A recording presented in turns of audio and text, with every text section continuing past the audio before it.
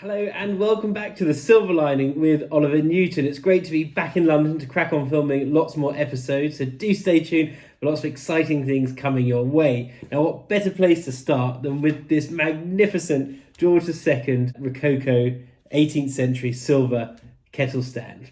Now, as a lot of you may know from watching my videos, I have a real soft spot for Rococo, so I got extremely excited when this arrived at the Silver Lining HQ and became part of our collection. Now, this piece was made in London in 1739 by specialist salver maker John Robinson, and it's originally a kettle stand, sits on 3 feet, but it really is a cut above the rest, and it's one of the finest kettle stands I've seen in a very long time.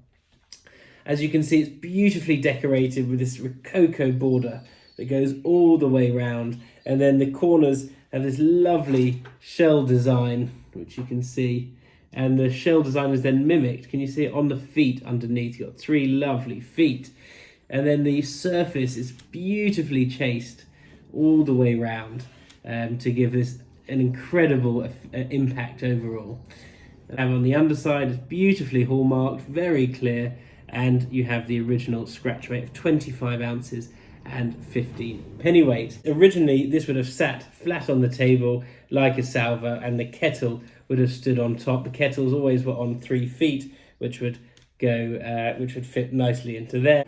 However, I think as an object in its own right, this is just incredible. If you have the kettle, even better, but if you don't, it's still an incredible object that can sit beautifully on the table as a salver with a couple glasses of champagne on top, or sitting on a mantelpiece like this on a stand. It's just a pure work of art.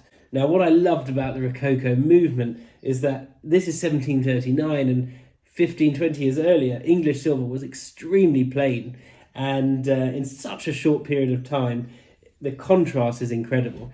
Whilst John Robinson is an absolutely lovely maker, this piece, in my opinion, is better than any other pieces I've seen by him. And there's a potential that this could have been made by another silversmith and retailed by John Robinson, because it's really of a standard that you see with silversmiths such as Paul Crespin, Paul de Lamery. It's of that quality. We'll never know, but either way, even if it was made by John Robinson, it's probably one of the finest pieces he ever made. The condition is absolutely breathtaking. The borders, the sharpness of the decoration is just outstanding, and that's something, and you can see on the foot as well, and that's something that's very important with Rococo silver, because the magic is really in the decoration, and often over years of cleaning you lose the high points or the real detail in the decoration, and it